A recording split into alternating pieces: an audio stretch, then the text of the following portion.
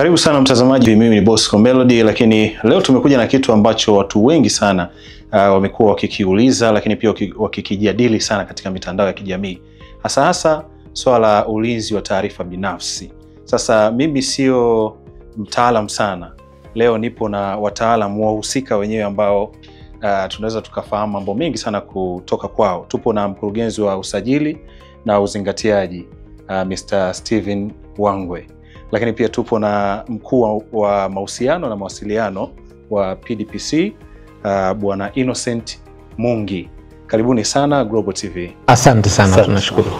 Sasa mimi naweza nikawa nafahamu, lakini natamani kujua kutoka kwenu. Hii PDPC ni kitu gani? Lakini pia majukumu yake ni yapi na kwa nini imekuja kwa wakati huu ambao inawezekana watu wengi walikuwa hawajatarajia? Yes, asante sana ndugu mtangazaji.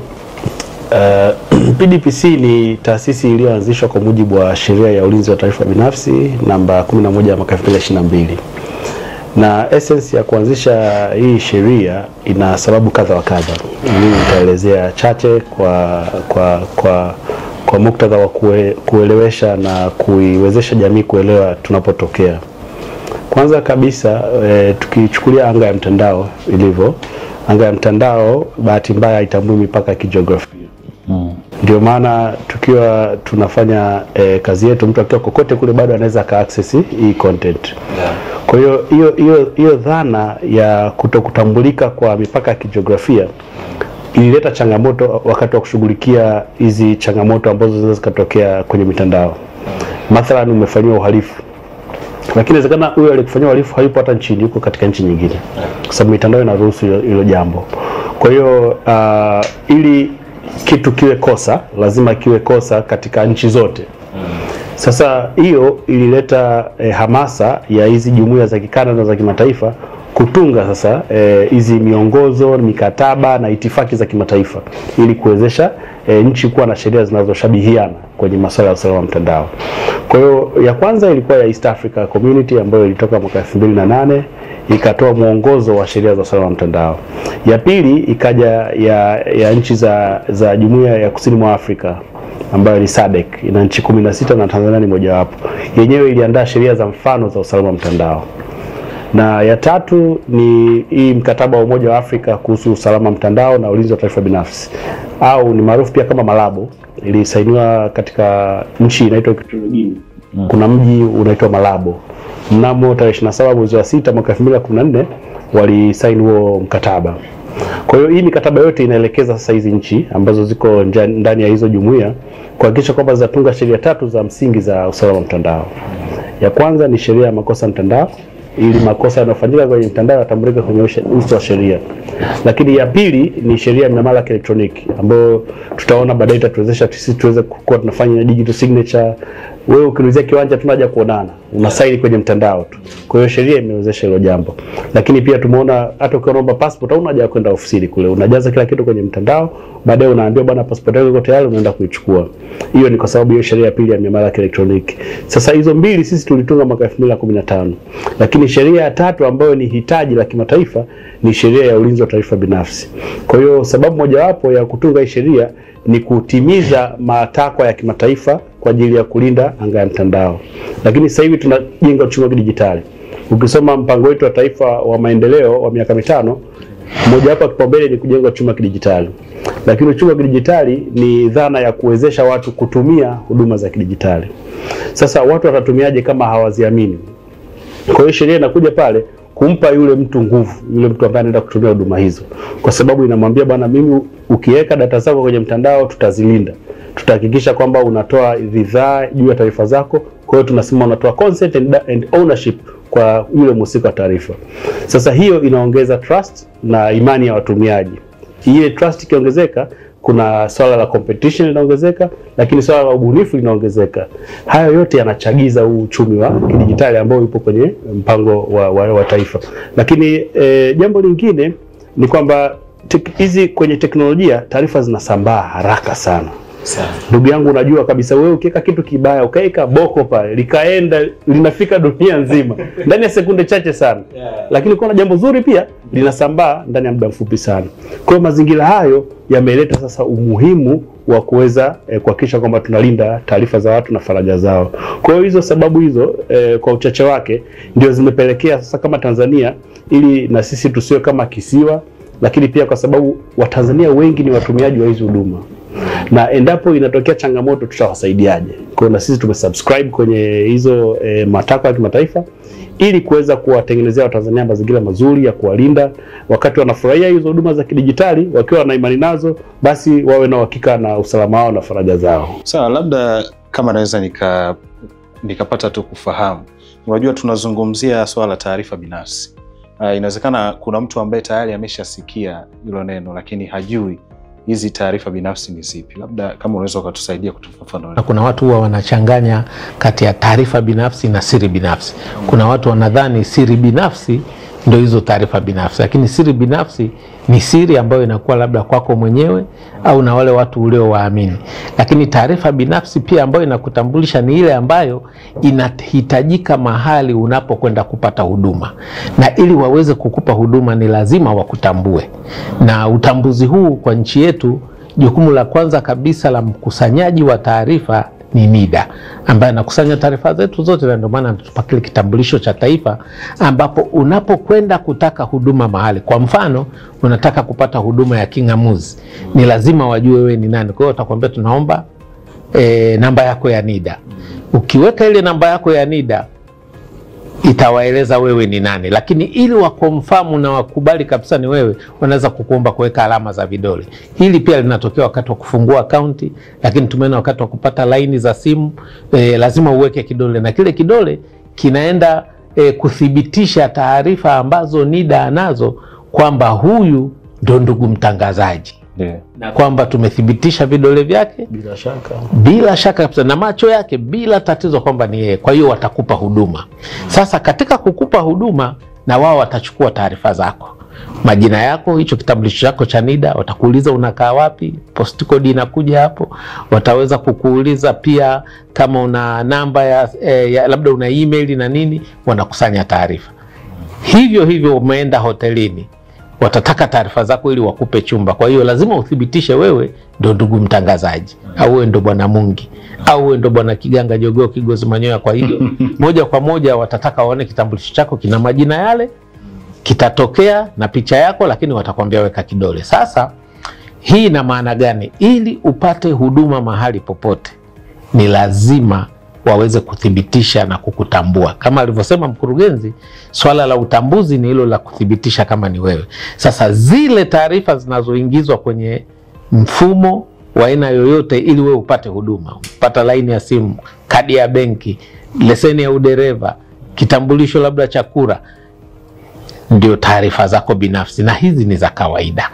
Lakini ziko taarifa nyeti, na zote zina madhara, lakini zile nyeti zina madhara zaidi. Lakini kwa mfano nikitoa madhara ya hizi za kawaida, mtu akaweza kupata utambulisho wako, akajua wewe ndo fulani bin fulani, namba yako ya simu hii na nini, anaweza kukuibia utambulisho wako. Ndio tunaita ile kwamba mtu ameibiwa utambulisho. Tumeona wakati mwingine kwenye maakaunti mbalimbali ya Facebook, mtu anachukua jina lako, picha yako, majina yako na namba ya simu anayo, anaweka, anajifanya ndo wewe.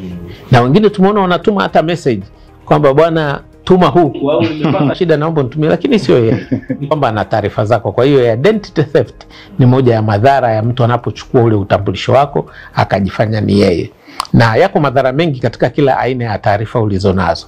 Tukienda kwenye upande wa taarifa ambazo ni nyeti, hizi sasa ni zile ambazo zina madhara makubwa kama zikifika kwenye mikono isiyo salama. Tuchukulie mathalan taarifa zako za kifedha. Mtu anaweza kujua una hela benki kiasi fulani na unatumaga miamala kadha wa kadha ya kiasi fulani. Unamaanisha namba ya siri? Sio namba ya siri, hiyo taarifa tu hata ya akaunti yako. Akishaijua akaunti yako na akajua miamala yako ile yani wewe ni nani katika financial position, yani hali yako ya kifedha ikoje.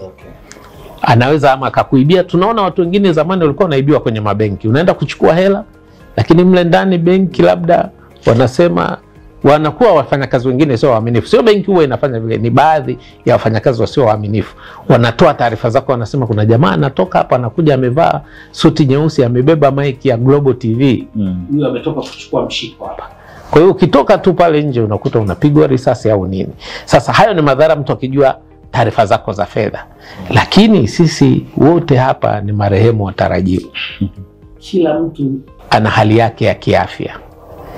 Hivi ndugu yangu wewe au watazamaji wanaotutizama, ungependa kila mtu ajue hali yake ya kiafya? Labda anaishi na ugonjwa fulani au anaishi na matatizo fulani. Sasa taarifa zako za kiafya pia ni nyeti. Tunaenda kwenye mahospitali, tunapima damu zetu kwenye maabara. Sangine wengine wanafanya mpaka DNA analysis ambayo itakuleta wewe ni tofauti kabisa na mtu mwingine yoyote. Nafikiri mmesikia kuna watu wengine wanaenda kutafuta solution kujua je, hawa ni wa kwangu au sio wa kwangu. DNA. Zamani ilikuwa wanasema kama mtoto sio wako tandika tu watoto wako wote. Wale wanaokimbilia ndani ndio wako. Wanaokimbia nje sio wako wako. Sisi tunaweza tukathibitisha 100% huyu ni wako. Sasa hebu fikiria mtu akachezea zile taarifa zako. Amepata kule watoto wako lakini anataka tu kukuchanganya. Anasema 0% sio wako kabisa. Hebu fikiria mtafaruku utakayotokea, au hata anaingilia yale matokeo kabla hajatoka kurudi kwa daktari. Kama anaweza kuingia kwenye mfumo akayabadilisha akaweka 00% na akasambaza zile taarifa kwamba jamaa pamoja na suti lake kubwa lakini hamna kitu. Sasa hizo taarifa nyeti ziko nyingi. Zipo zingine zinazohusu maisha yako ya shule. Sisi hatujui matokeo yako ya mtihani. Lakini matokeo yako ya mtihani yanaweza akafanya leo hata Global wakasema wewe upaswi kuwa na sisi. Labda ni kanja. Una F tu. Sasa si bora upate F, lakini kwamba wewe labda unakuta umefeli, yani ulidisco mwaka wa kwanza. Sasa hata F za huko hata GPA upati. Lakini leo ni mwandishi wa habari. Taarifa zingine sio lazima utoe zote. Umeenda hotelini, toa kitambulisho chako cha NIDA. Tayari NIDA washakutambua. Waandike kile kitambulisho, namba yake, hata kukitokea kitu waweze kujua upo wale. Kwa sababu kuna sheria zingine zinaelekeza na zinatutaka tunapokwenda mahali kupata huduma lazima tutambuliwe. Kwa hiyo zile lazima ziheshimiwe, na sheria yetu haisemi kwamba kwa vile sisi tupo basi zile sheria zingine zifanye kazi. Hapana, zinafanya kazi. Kwa hiyo hiyo ndio tofauti na ile siri labda wewe una mti mkubwa na mti mdogo, zile ni siri. Lakini taarifa binafsi ni pale ambapo kwa mfano taarifa yako binafsi ya familia yako kuna vijana wengine bado hujawatambulisha nyumbani, ile ni siri. Lakini kama umewapeleka shule alafu mwalimu mkuu akaleta barua nyumbani zote zinaonyesha watoto wote hawajalipwa ada na wengine huwajui, sasa hapo ni taarifa binafsi. Siri binafsi imegeuka kuwa taarifa binafsi. Unatakiwa ulipe ada ya watoto 7 alafu wanaofahamika ni 2. Sawa. Sasa unajua kwa sasa teknolojia inakuwa kwa kasi sana. Uwezo wa mtu kupata taarifa zako inakuwa ni rahisi sana. Sasa kuna watu ambao hawafahamu, hawana uelewa kabisa na jinsi ya ku-access teknolojia. Watu kama mnawasaidia vipi ili kuhakikisha angalau nao taarifa zao zinakuwa salama zaidi? Kwa kulieleza hilo, tumeshuhudia wahanga wengi sana ambao wamekuwa subscribe kwenye hizo huduma za mikopo ya mitandaoni. Unfortunately, hizi taasisi ni kama vile kampuni za briefcase, hawapo kwenye ofisi yoyote. Kwa hiyo wao trick yao ni pale ambapo una subscribe ama unapo install ile application yao.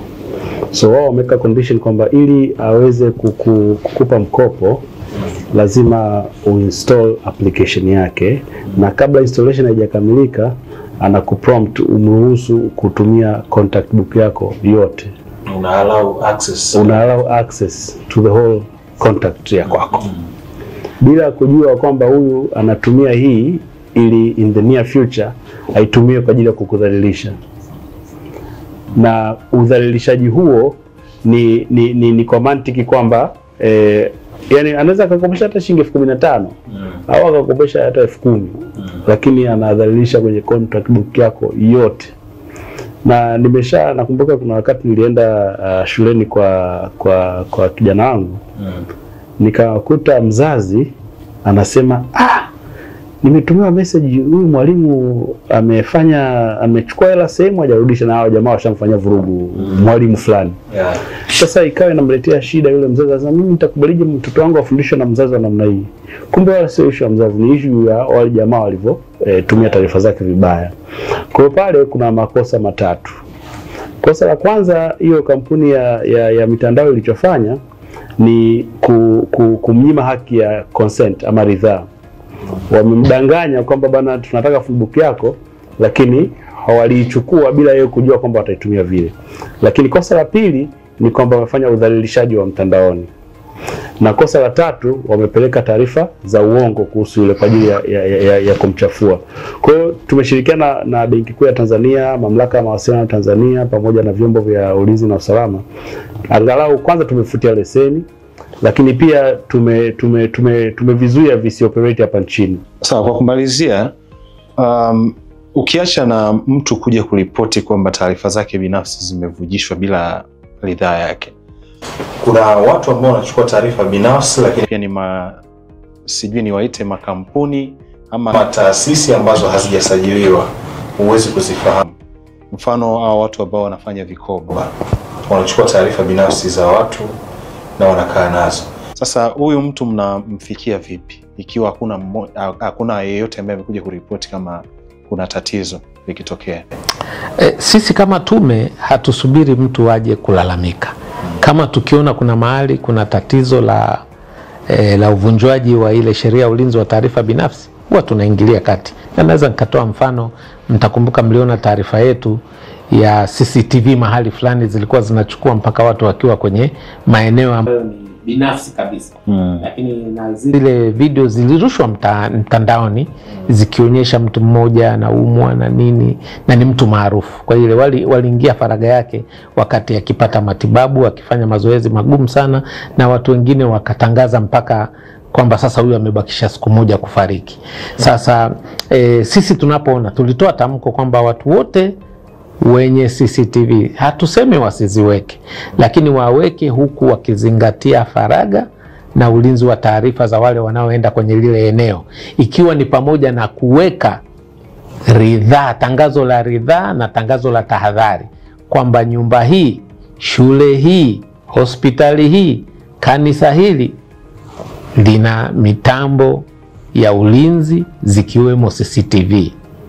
Ili mtu mwenyewe ujue kama utafanya fujo zako ujue unachukuliwa, au utabehave ujue unachukuliwa. Lakini tunaangalia pia swala zima, tunaona vitu vinatokea, kwa mfano kwenye madhehebu ya dini. Hatukatai watu kwenda kutoa shuhuda kusema mimi nilikuwa na mapepo, hata akafanya pale vituko, ili mradi tu ameridhia. Kwa sababu tumeona wengine wanalalamika kwamba mimi kweli nilikuwa na mapepo, au kweli mimi nilienda pale na shida, lakini sikuwaambia kwamba waniweke kwenye na wengine wanaweka sasa kwenye matangazo ya biashara kwamba njoo tukutoe kitu fulani.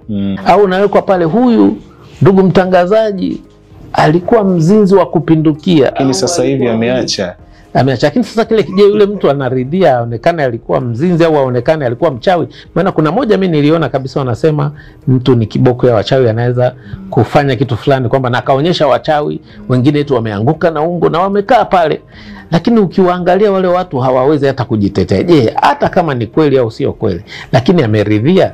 Kwa sababu yule mtu kwenye jamii ataishi maisha magumu sana, kwa sababu kila mtu atamuona ni mchawi bado. Unaweza kwenda hata kuchoma nyumba yake. Sawa, asante sana Mr. Innocent Mungi. Labda tumalizie kwako, mhandisi ambaye unashughulika na mambo ya usajili. Mtu ama kampuni ama taasisi, iwe ni ya umma ama binafsi, ambayo inahitaji kujisajili katika huu mfumo, labda unaweza ukatupa utaratibu kidogo?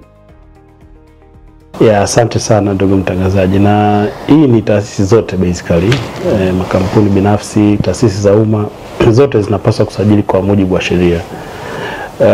Kifungu cha 14 kinakataza taasisi yoyote nchini kukusanya taarifa ama kuchakata taarifa binafsi bila kuwa zimesajiliwa na Tume ya Ulinzi wa Taarifa Binafsi. Kwa kuexist huko na unaendelea na shughuli zako wakati hujasajiliwa, ni kimsingi unafanya kosa kwa mujibu wa sheria. Na sisi usajili wetu unafanyika kwenye mtandao. Tuna tovuti yetu ambayo inapatikana kupitia www.pdpc.go.tz. Kwa hiyo huyo mhusika anaingia tu, anashusha ile pane yake chini, kuna kidude kinaitwa registration, ata click pale. Akiclick ile registration italeta specific window kwa ajili ya kufanya usajili. Kwa jambo la kwanza ambayo hiyo taasisi inatakiwa kufanya au hiyo kampuni ni kumteua afisa ulinzi wa taarifa binafsi ambao wameorodheshwa. Hapana, hawajaorodheshwa. Ni kwenye taasisi yako tu. Na kama ni kampuni, saa nyingine wanaweza kachagua mtu wa tehama au wengine wanachagua wanasheria. Lakini mwingine anaweza akachagua ni afisa tu ambaye anaona kwamba huyu anajua process za hiyo ofisa au kampuni. Lakini hao sole proprietors tunawakubalia wao wenyewe, mwenye kampuni. Inawezekana ni jeshi la mtu mmoja. Yeye anaruhusiwa kujiteua yeye mwenyewe. Kwa hiyo kuna template ama nahitaji kidakuzi. Kuna kidakuzi cha hiyo barua ili mtu ajue ikiwa na maneno gani. Kwa anakichukua kile kidakuzi, anaingiza kwenye letterhead yake, afu anachomeka lile jina la huyo mtu ambaye anateuliwa, anaingiza email yake na namba ya simu, alafu chini ana sign pale. Akisha sign, ana-scan hiyo barua. Akisha scan, barua yenyewe inaweza kutumwa kwa email kwenye ofisi ya PDPC kupitia dg@pdpc.go.tz. Lakini hiyo barua sasa atai-upload kwenda kwenye huo mfumo. Ndio ataitumia kwa ajili ya kufanya usajili. Na procedure ya usajili inafanyika kwenye mtandao mwanzo mpaka mwisho. Kuna namba za simu kadhaa pale, anaweza akapiga simu, vijana watamuelekeza sasa step kwa step ambazo kwa sababu zinatofautiana taasisi na taasisi, labda iko sekta fulani. Kwa hiyo naweza nikashindwa kueleza ikaweza kusatisfy taasisi zote mtambuka. Lakini mtu akipiga simu pale anaelekezwa na anakamilisha usajili kwa muda mfupi sana. Basi shukrani sana Mr. Wangwe, lakini pia Innocent Mungi. Mimi nashukuru sana, lakini pia mtazamaji popote ulipo, nadhani umepata kufahamu mambo mengi sana kuhusiana na hii tume ya ulinzi wa taarifa binafsi. Swala ambalo watu wengi sana wamekuwa hawana uelewa nao, lakini elimu hii imekufikia hapa exclusive. Mimi ni Bosco Melody.